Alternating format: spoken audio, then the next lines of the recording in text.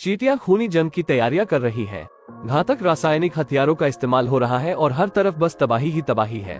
वैसे भी जंग से कब किसी का भला हुआ है, फिर वो चाहे काली चींटी लाल चींटी की लड़ाई हो या फिर यूक्रेन और रूस की। मैं आज आपको चींटियों और छोटे पतंगों के संसार की एक प्यारी सी कहानी दिखाते हुए बताऊंगा, जिसका नाम है minuscule the valley of the lost ants. एक शादीशुदा जोड़ा इस जंगल में पिकनिक मनाने आया है। वो शुद्ध हवा में बैठकर प्रकृति का आनंद ले रहे हैं।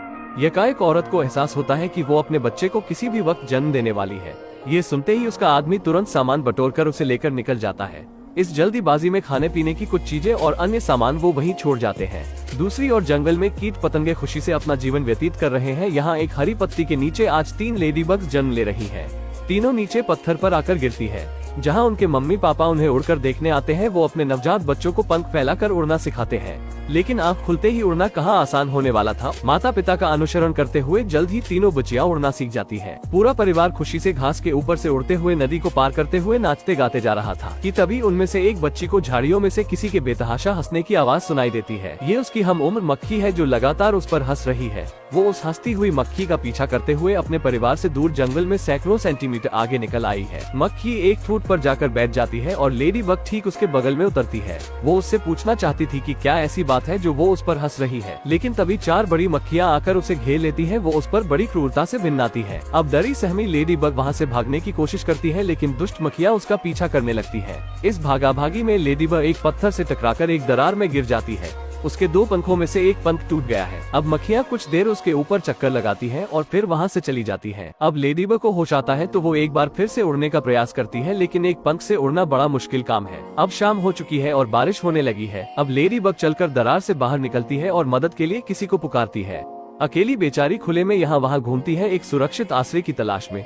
वो उन पति पत्नी के द्वारा छोड़े गए चीनी के डब्बे में घुस जाती है और वहीं पर सारी रात गुजारती है। अब सुबह उठते ही उसे भन भन की आवाजें सुनाई देती हैं। वो बॉक्स के बाहर झांकती है तो बाहर उसे अनगिनत कीड़े दिखाई देते हैं, जो इंसानों द्वारा छोड़े खाद्य पदार्थों को अपने अपने घरों में लेकर जा रहे थे। मक्खियां चिप्स उड़ाकर ले जा रही थी। अन्य कीड़े स्नैक और माचिस की डिबिया के लिए आपस में लड़ रहे थे। अब वहीं से एक काली चींटियों का झुंड गुजर रहा था कि तभी आगे चल रहे उनके मुखिया को चीनी की सुगंध सुंघाई देती है। वो चीनी के डब्बे की तरफ बढ़ता है। उसे अपनी तरफ आता देख लेडी बग डर के जल्दी से बॉक्स के अंदर छिप जाती है। चीनी के लालच में अंधे मुखिया को लेडी बग दिखाई ही नहीं पड़ती। वो चीनी को थोड़ा सा चखता है और मदहोश होकर उछलने लगता है। उसने अपनी जंगल की जिंदगी में इतनी मीठी चीज पहले कभी नहीं चखी थी। वो बाकी चींटियों को सब कुछ छोड़ छाड़ कर बॉक्स की तरफ आने को कहता है। मुखिया के आदेश का पालन करते हुए सब इकट्ठी होकर बॉक्स को उठाती है और इसे अपने किले की तरफ लेकर चल पड़ती है। अब इसमें बैठी लेडी बग को भी ना चाहते हुए इस सफर का हिस्सा बनना पड़ता है। अब जाते हुए चींटियां बॉक्स को टेढ़ा कर देती है, जिससे एक सुगर क्यूब लेडी बग के ऊपर आ गिरता है।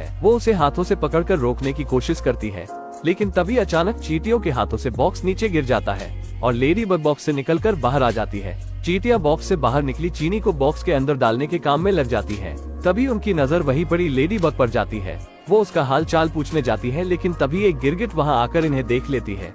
सारी चींटियां दहशत में चीनी के टुकड़ों के पीछे जाकर छुप जाती है। गिरगिट मुखिया के बिल्कुल नजदीक पहुंच जाती है। वो उसे बस खाने ही वाली थी कि तभी लेडी बग को एक आइडिया सूझता है। वो तेजी से भागकर बॉक्स के अंदर चली जाती है और वहां से अजीबोगरीब आवाजें निकालना शुरू कर देती है, जिससे गिरगिट बहुत ज्यादा डर जाती है और भागकर पत्थरों के बीच में घुस जाती है।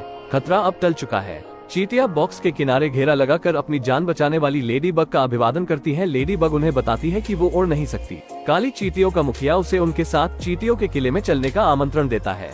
अब उनका सफर आगे बढ़ता है, लेकिन इस बार लेडी बग आराम से बॉक्स के ऊपर मुखिया के बगल में बैठकर सवारी का मजा ले रही है, जो अब उसका आजीवन कर्जदार है। अब किले के नजदीक पहुंचते ही मुखिया प्रजा को अपने आने का संकेत भेजता है कि वो एक बेशकीमती चीज लेकर वहां पहुंच रहे हैं। लेकिन तभी एक दुष्ट लाल चींटियों का एक गिरोह उन्हें घेर लेता है, जिन्हें देखकर साउथ इंडियन मूवी के गुंडों जैसी फीलिंग आती है। मुखिया चींटियों से रुकने के लिए कहता है। अब वो एक सुगर क्यूब बॉक्स से निकालकर लाल चींटियों को तोहफे में देता है, जो कि वास्तव में तोहफा नहीं बल्कि एक तरह की हफ्ता वसूली थी। अब वो जल्दी से वहां से भागता है और चींटियों से बॉक्स को उठाकर तुरंत चलने को कहता है।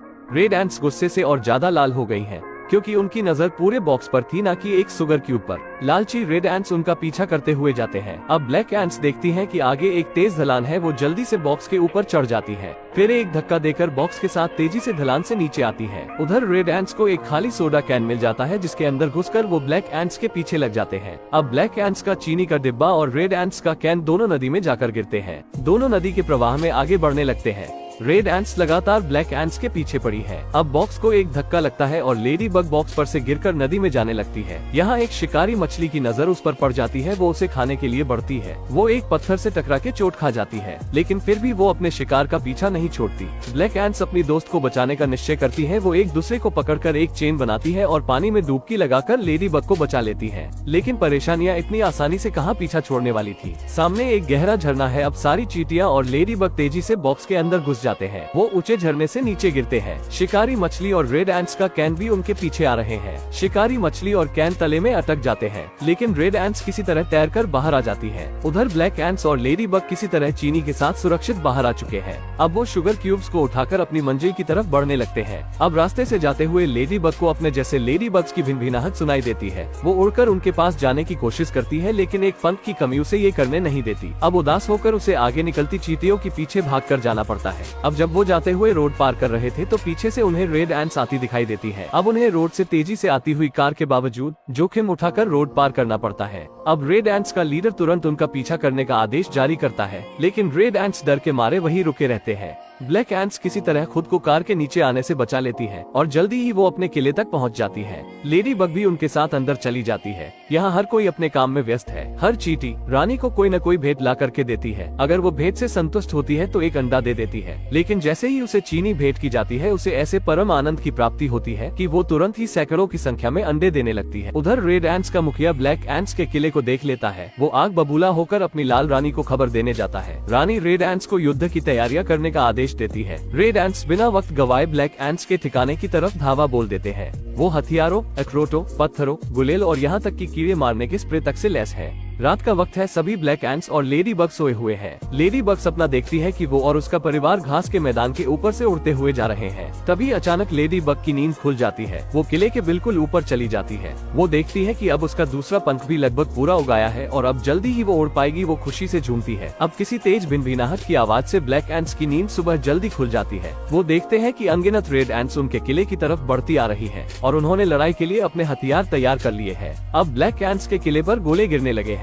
विरोध में ब्लैक एंट्स रेड एंट्स पर ईयरबड्स गिराती है। वो उन पर टैबलेट्स और नमक गिराकर उनका सामना करने की कोशिश करती है, लेकिन रेड एंट्स द्वारा छोड़े गए बॉम्ब्स ब्लैक एंट्स को कहीं ज्यादा नुकसान पहुंचा रहे हैं। अब काली चींटियों की रानी मुखिया और लेडी बग को चींटियों के वैज्ञानिक के पास भेजती है। उनकी समस्या को जानकर वो अपने अनमोल खजाने से निकालकर उन्हें एक माचिस और कुछ पटाखे देता है। अब ब्लैक एंट्स पटाखों को किले की छत पर रख देते हैं, लेकिन रेड एंट्स भी चुप नहीं बैठी थी। वो मुख्य द्वार को तोड़कर अंदर दाखिल होने की कोशिश में लगे थे। अब काली चींटियों का मुखिया माचिस खोलता है, लेकिन उसके अंदर उसे सिर्फ एक ही तिली मिलती है। वो उसको इस्तेमाल करने के निर्देश देखता है और माचिस को जलाता है। वो एक रॉकेट को दागता है। रॉकेट तेजी से उड़ते हुए जाती है। वो रेड एंट्स के ऊपर जाकर गिरती है, जिससे कई रेड एंट्स मारे जाते हैं, लेकिन तिली एक ही थी जो अब बुझ चुकी है। उधर दुश्मन अब दुगनी गति से हमले कर रहा है। अब लेडी बग को याद आता है कि चींटियों से मिलने से पहले उसने ऐसी ही एक माचिस देखी थी जिसे मनुष्य वहाँ भूल गए थे। वो इसके बारे में चींटियों को बताती है। वो उनसे वादा करती है माचिस लेकर ही लौटेगी, लेकिन उसे शुरू में उड़ान भरने के लिए मदद की जरूरत थी। ब्लैक एंट्स कागज का एक हवाई जहाज बनाते हैं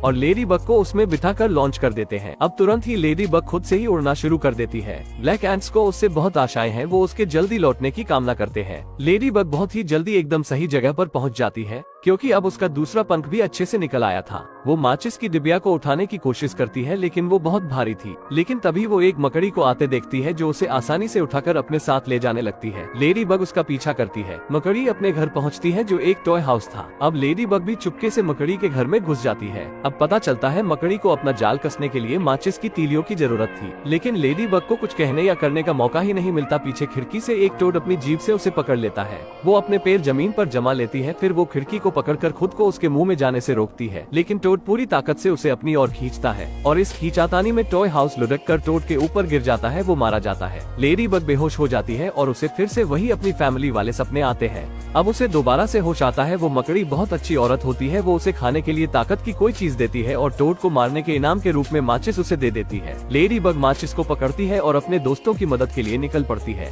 रास्ते में उसे बदमाश मक्खियों के हंसने की आवाजें आती है। वो देखती है कि मक्खियाँ एक और लेडी बग को परेशान कर रही हैं। वो माचिस को वहीं छोड़ देती है और मक्खियों से निपटने जाती है। वो उनका ध्यान अपनी ओर खींचती है। वो उन्हें अपने पीछे पीछे हाईवे की तरफ ले जाती है। एक तेज रफ्तार कार हाईवे से गुजर रही थी। लेडी बग तेजी से कार की तरफ बढ़ती है और गुलाम के आमिर खान की तरह एन मौके पर साइड हो जाती है और उसके पीछे आ रही बदमाश मक्खियाँ कार की हेडलाइट से टकराकर वहीं ढेर हो जाती है। अब वो उस मक्खियों द्वारा सताई गई लेडी बग के पास वापस जाती है, उसे गले लगाती है और उससे वापस आकर मिलने का वादा करती है। अब वो वापस से माचिस की डिबिया को उठाकर काली चींटियों के किले पर पहुंचती है, जिसे रेड एंट्स काफी नुकसान पहुंचा चुकी थी। वो रेड एंट्स की सेना के ऊपर से उड़ते हुए किले की छत पर पहुंचती है। उसके दोस्त उसे माचिस के साथ देखकर बहुत खुश हो जाते हैं। अब ब्लैक एंट्स माचिस की तीलियां जलाकर सारे रॉकेट्स को दाग देते हैं। भारी संख्या में रॉकेट्स उड़कर रेड एंट्स पर गिरते हैं और धमाके ही धमाके होते हैं। एक रॉकेट सीधे रेड एंट्स के टैंक पर गिरता है, जिससे एक बहुत बड़ा धमाका होता है। रेड एंट्स को भागने के लिए मजबूर होना पड़ता है। रेड एंट्स ने अपनी हार स्वीकार कर ली है, लेकिन चींटियों के किले को चारों ओर से आग ने घेर लिया है और काली चींटियां और उनकी रानी अंदर मुख्य कक्ष में छुपे हैं। तभी उन्हें एक अजीब सी तेज आवाज सुनाई देती है। ये एक हवाई जहाज है जो चींटियों के किले के ऊपर से उड़ते हुए जाता है और आग बुझाते हुए निकल जाता है। आग बुझ जाती है, लेकिन साथ ही उनका पूरा किला भी ढह जाता है। अब बची हुई चींटियां और रानी मलबे से निकलकर बाहर आ जाते हैं। कुछ समय बीता है। लेडी बग अब बड़ी हो गई है और वो अपने दोस्त के साथ रहती है, जिसे उसने मक्खियों से बचाया था। आज वो 5 बच्चों की माँ है।